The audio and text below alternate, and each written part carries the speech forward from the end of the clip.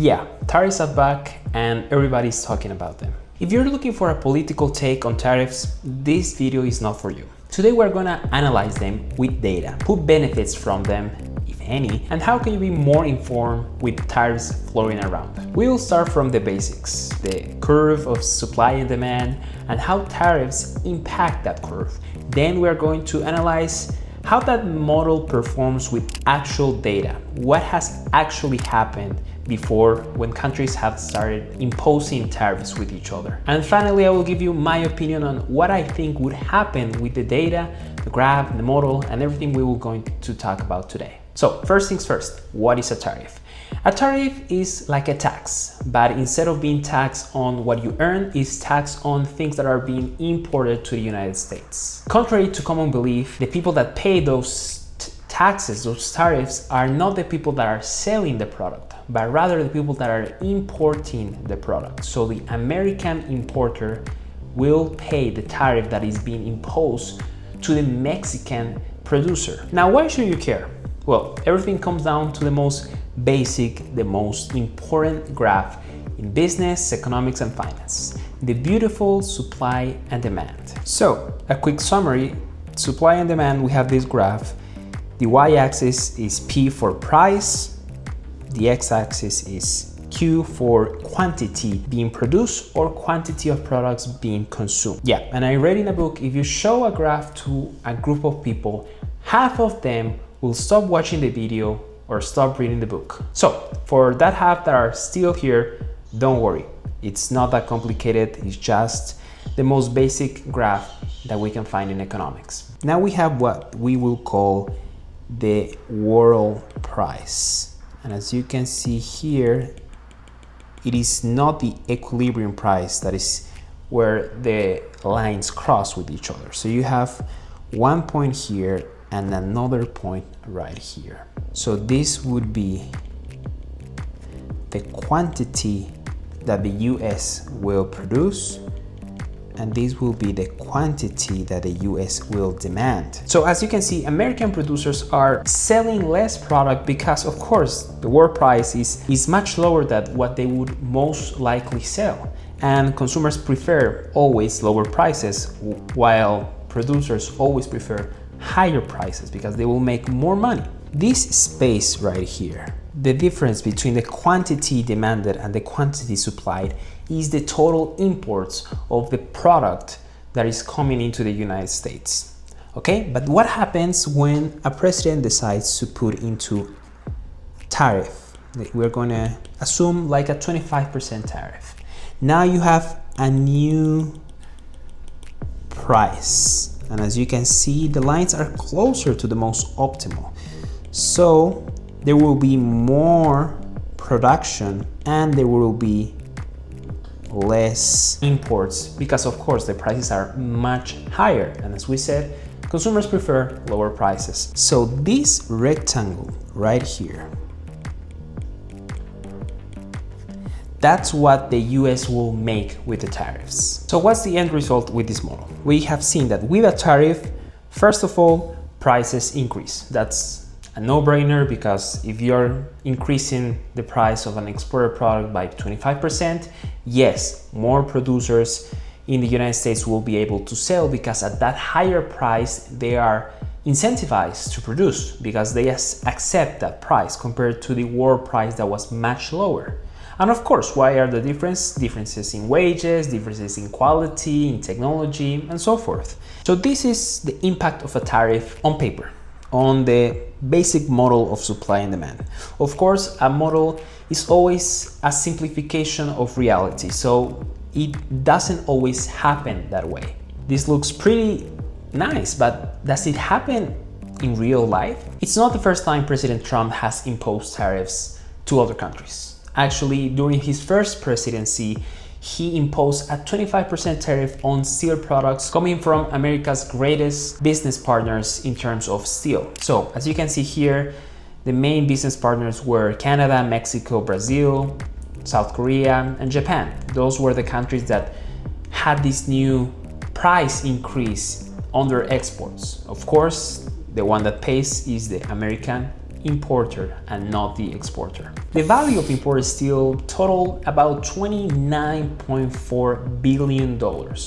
Based on 2018 levels, the steel tariffs would have amounted to about $9 billion. Several countries, however, have been excluded from the tariffs because usually there is like an agreement, a negotiation where you have a tariff for 2 days and then they go back because a negotiation was successful between the leaders of two countries. What is pretty interesting is that an economist analysis in 2018 made by Katie Roos and Lydia Cox found that steel consuming jobs outnumber steel producing jobs about 80-1.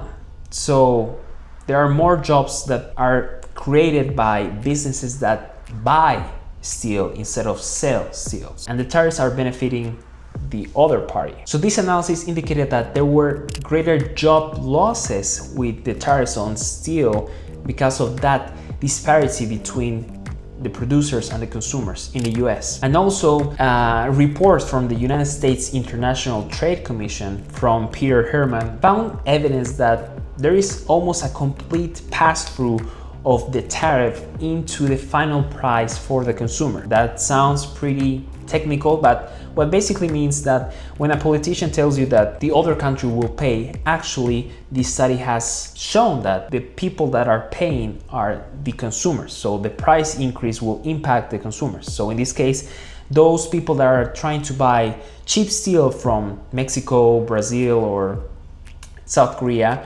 now are paying much higher prices either to those three countries or to their American producers. Finally, what about the money that the US is actually making? Remember that rectangle that we have drawn? That's the actual revenue that the US will make. Remember, the one paying is the American importer.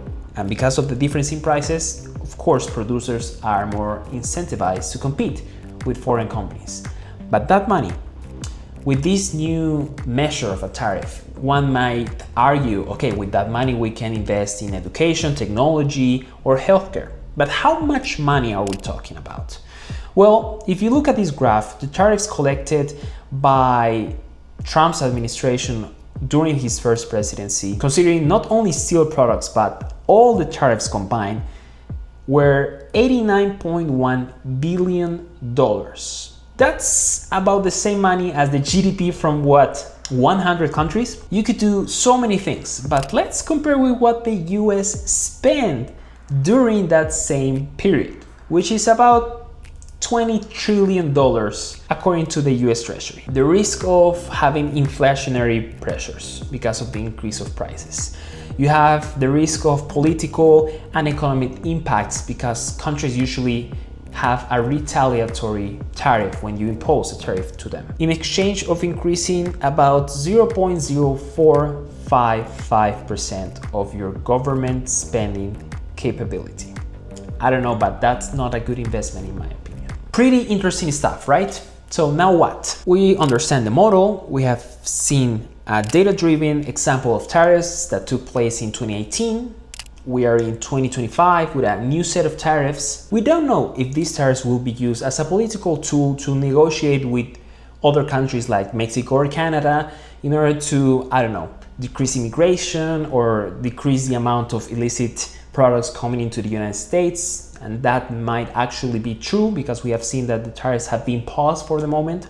Or if we are talking about a long-term tariff strategy coming from the United States. If President Trump decides to keep on pushing, then we will most likely experience higher prices depending on what products are being taxed. We discussed about steel. That good impacts industries spanning from construction to manufacturing. But if tariffs are imposed across the board to food, machinery, and other vital products for both American consumers and producers, then we may see a comeback of America's greatest enemy, inflation.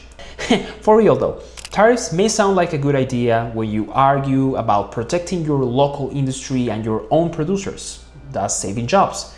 The problem comes from the disparity between the costs between one country. The United States has a very difficult job competing with other industries in Mexico, Brazil, or China. Why? Because the wages are different. You cannot compare how much an American makes versus what a Mexican, Brazilian, or Chinese make in the same industry. Also the benefits.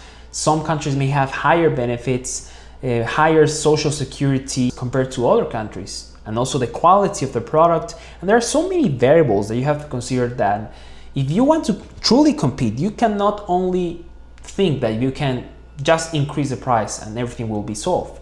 Because if you want more jobs, more American products in the market, then you may want to decrease their benefits and make them earn less in order to compete. That's not a really good strategy. So it's very unlikely to have it both ways. The United States doesn't want to come back to those high inflation rates, but at the same time, they want to impose tariffs that increase prices and they want to save jobs. And you have to decide which is more important for your economy. Maybe this government thinks that saving those jobs and competing with foreign markets is the most important thing compared to inflation, because they may control inflation with another tools. That's possible. But what can the United States do? If you can't compete with low prices and low wages with foreign industries that are making steel and washing machines, do you just wait and lose? Well, there are other ways to compete, and that's technology and productivity. If you have better technology and more investment, you can increase the productivity of those expensive workers.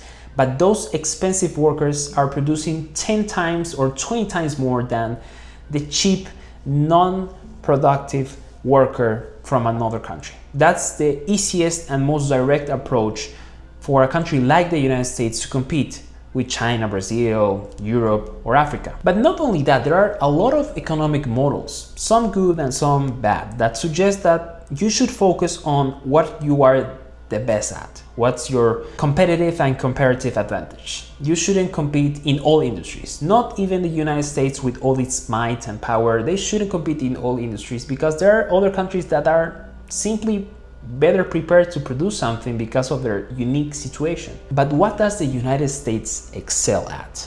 We can all agree that their technology is amazing. Their companies are one of the biggest companies in the world in terms of the tech sector. So they could put all of that effort and forget about other industries. Even if they may create less jobs for that specific industry, you can compensate with the tech sector. And of course, you cannot migrate a steel worker to Google, right? But even still, you have to consider how the United States can take advantage of the technology that other countries that are poorer will not be able to invest. And they could put all that effort into new technologies that increase productivity to all workers, like AI. Usually the world grows the fastest when we all get along and trade with each other.